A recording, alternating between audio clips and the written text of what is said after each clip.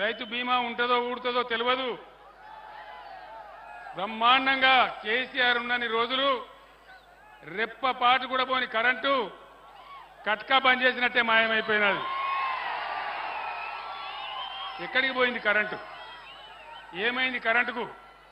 వీళ్ళు కొత్తగా గడ్డపారలు బట్టి తవ్వి పనిచేసే అవసరం లేకున్నా కేసీఆర్ 9 ఏళ్ల పాటిచ్చిన కరెంటును కూడా నడిపించలేని అసమర్థులు ఈరోజు రాజ్యాన్ని వెళ్తా ఉన్నారు మన దగ్గర. దయచేసి మీరు గమనించాలి 2 విషయాలు. ఒకటి, కరెంట్ ఎందుకు ఆగమవుతా ఉంది నేను ఈ ప్రభుత్వాన్ని ప్రశ్నిస్తా ఉన్నా. ఎందుకు బాధ పెడతా ఉన్నారు ప్రజలను? కష్టపడి బ్రహ్మాండంగా మిగులు కరెంటు ఉండే పద్ధతిలో మేము చేసినాం. ఆ మాత్రం కూడా మీకు చేతనైతే లేదా? సరఫరా జరిగిన కరెంటును యాజిటీస్గా ఇవ్వచ్చు కదా, ఎందుకు ఇవ్వలేకపోతా ఉన్నారు? మిషన్ భగీరథతో మంచినీళ్లు తెచ్చి అర్బన్ ఏరియాలో, మున్సిపల్ ఏరియాలో అన్ని వర్గాల పేద ప్రజలకు దొరకాలని ₹1 నల్లా కనెక్షన్ ఇచ్చి ప్రతి ఇంట్లో నల్లా ఫిట్ చేసి ప్రజలందరికీ కూడా ప్రతి ఇంటికి బ్రహ్మాండంగా నల్లా నీరు అందించినాం. ఇలా మిషన్ భగీరథ ఎందుకు నడపలేకపోతా ఉన్నారు? మీ అసమర్థత ఏంది? మీ తెలివి తక్కువతనం ఏంది? దయచేసి ఆలోచించాలని చెప్పి నేను కోరుతా ఉన్నా. బ్రహ్మాండంగా నడిచిన మిషన్ భగీరథ ఎక్కడికి పోయినారు? ఆనాడు నీళ్ల కోసమై గోస 4-5 నెలలకే కేసీఆర్ పక్కకు జరగంగానే ఇవి ఎక్కడ మాయమైపోయినాయి? ఎందుకు బాధ పెడతా ఉన్నారు? సమాధానం చెప్పాలా? ఈ జిల్లాలో ఉన్న మంత్రులు ఇక కేసీఆర్ని తిట్టాలి, ఒకటే పని, ఏం లేదు. కేసీఆర్ని తిట్టాలి, పాపం గడుపుకోవాలి తప్ప పంటలు ఎండగొట్టినారు, రైతు బందగా పెట్టినారు, రైతు బీమా 5 ఎకరాలకని రైతు బంధు 5 ఎకరాలని మాట్లాడుతూ ఉన్నారు. ఏం పోయింది? మీ అబ్బా సొత్తా? ఏమైంది? ఇచ్చేదానికి మీ బాధ ఏమైంది? రైతుల సపోర్ట్ లేకుండా, ప్రభుత్వ సహాయం లేకుండా ఈ దేశంలో, ఈ ప్రపంచం మొత్తంలో ఎక్కడ కూడా రైతులు వ్యవసాయం చేయడం లేదు. దాన్ని గమనించే భారతదేశంలో మొట్టమొదటిసారిగా రైతులకు అండగా ఉండాలి, రైతు నిలబడాలి, రైతు అప్పులు తీరాలని మేము బడ్జెట్ నుంచి సంవత్సరానికి 15-16 వేల కోట్లు పెట్టి బ్రహ్మాండంగా రైతు బంధు ఇచ్చినాం. టింగుమని మీ ఫోన్లలో మెసేజ్ వచ్చి మీకు బ్రహ్మాండంగా వచ్చేది. ఏం జరిగింది ఈరోజు? ఎందుకు మాయం చేసినారు? దాని వెంబడి ఎందుకు పడ్డారు మీరు రైతు బంధం పడి? అదేవిధంగా ధాన్యం వస్తే నేను వస్తా ఉంటే అర్జాల బావి దగ్గర నా బస్సును ఆపి రైతులు అడిగినారు, సార్ 20 రోజులైంది ధాన్యం తెచ్చి, ధాన్యం ఎత్తడం లేదు, ధాన్యం కొనడం లేదని చెప్పినారు. ఎందుకు వస్తా ఉంది ఈ పరిస్థితి?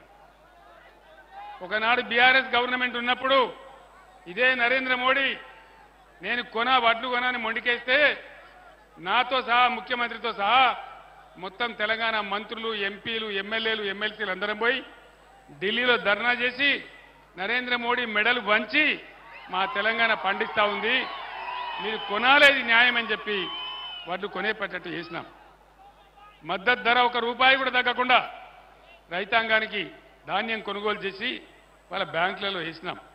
ఇవన్నీ కూడా మీ కళ్ళ ముందరనే జరిగినాయి. ఈ సమస్య అంతా కూడా మీ కళ్ళ ముందరనే జరిగినారు. ఆనాడు పేద బిడ్డల పెళ్లి చేయాలని, లేని వాళ్ళు ఉన్నవాళ్ళు ఉంటారని ₹1,00,000 ఇచ్చి కళ్యాణ లక్ష్యం పథకాన్ని పెట్టినాం. వీళ్ళేం చెప్పినారు? ₹1,00,000 కేసీఆర్ ఇస్తున్నాడు, మేము తులం బంగారం ఇస్తామని చెప్పినారు. వచ్చిందా ఎవరికైనా తులం బంగారం? రాదు, ఇయ్యరు. వీళ్ళు బంగారం కాదు, ఇనుము కూడా ఇయ్యరు. ముఖ్యమంత్రి గారు చెప్పినారు, బీఆర్ఎస్ ప్రభుత్వం ఉన్నప్పుడు మేము 2 దఫాలుగా 30,000 కోట్ల రూపాయల రుణమాఫీ చేసినాం, రైతులను ఆదుకున్నాం. ఇవాళ ఉన్న ముఖ్యమంత్రి పరిగెత్తుని డిసెంబర్ 9 నాడు 10:30 గంటలకు 2 లక్షల రూపాయలు రుణమాఫీ చేస్తాడు. చేసిందా? మరి ఎందుకు చెప్పినారు? వీళ్ళు అసెంబ్లీలోనే ఉన్నారు కదా, ఆ చిట్టి ఎందుకు ఇట్లా మోసం చేసినారు ప్రజలను?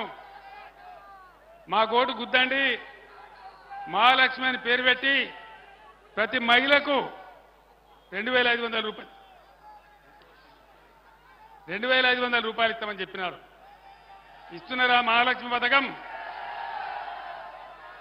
నిరుద్యోగులకు 4000 వృత్తి ఇస్తామని చెప్పినారు. బట్టి విక్రమార్క ఉప ముఖ్యమంత్రి గారు చెప్తున్నారు, మేము ఇస్తామనే అనలేదు నిరుద్యోగ వృత్తి అని మాట్లాడుతూ ఉన్నాడు. అడ్డగోలు హామీలు ఇచ్చి అడ్డగోలు వాగ్దానాలు చేసి ప్రజలను మోసం చేసి గద్దెకెక్కినటువంటి ఈ కాంగ్రెస్ ప్రభుత్వం ఈరోజు మళ్ళీ మీ ముందుకొచ్చి మళ్ళా ఓట్లు అడుగుతా ఉంది. నేను ఒక్కటే మాట మీకు మనవి చేస్తా ఉన్నా, ఒకటే ఒక విషయం నేను మీకు మనవి చేస్తా ఉన్నా. ఈ పార్లమెంటు ఎన్నికలలో బీఆర్ఎస్ అభ్యర్థులు గెలిస్తేనే బ్రహ్మాండంగా ఈ ప్రభుత్వం యొక్క మెడలు వంచి అన్ని కార్యక్రమాలు అమలు చేపిస్తాం. ఆ బాధ్యత నాది. నేను ఒక్కటే మాట మనవి చేస్తా ఉన్నా, ఇవాళ తెలంగాణ కేసీఆర్ ఆనవాళ్ళ లేకుండా చేస్తామంటారు. కేసీఆర్ని తీసుకుపోయి చెర్లపల్లి జైల్లో వేస్తామంటారు. ఈ జైళ్లకు తోకమట్ట కేసీఆర్ భయపడతాడా? అట్లా భయపడితే తెలంగాణ వచ్చేదా? 15 ఏళ్ళు బ్రహ్మాండమైన పోరాటం చేసి తెలంగాణ తెచ్చినా మీ అందరు చూసినారు మీ కళ్ళ ముందే.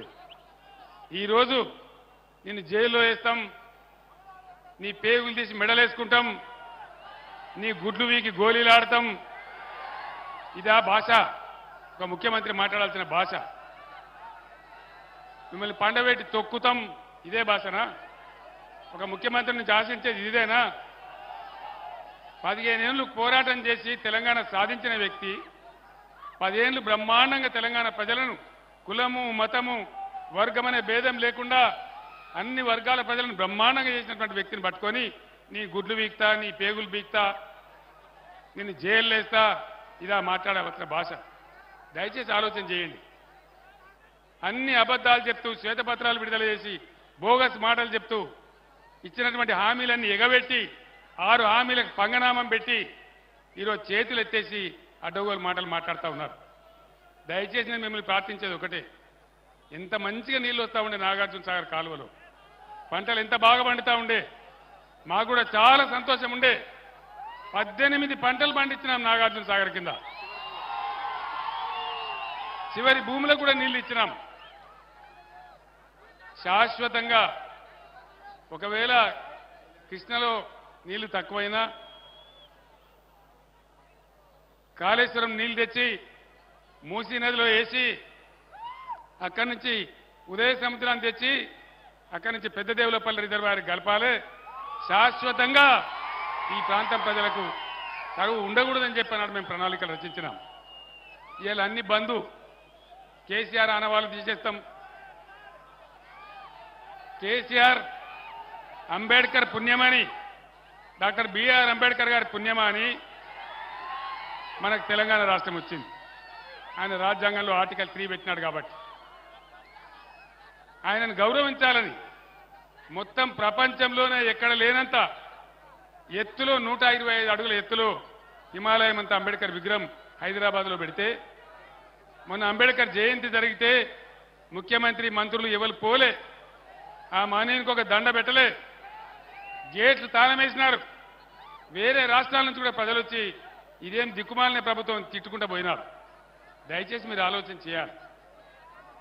ఇవన్నీ కూడా అడ్డగోలు మాటలు, నిందలు, అనవసరమైనటువంటి కథలు చెప్తున్నారు తప్ప వీళ్ళు న్యాయం చేసే పరిస్థితులు లేరు.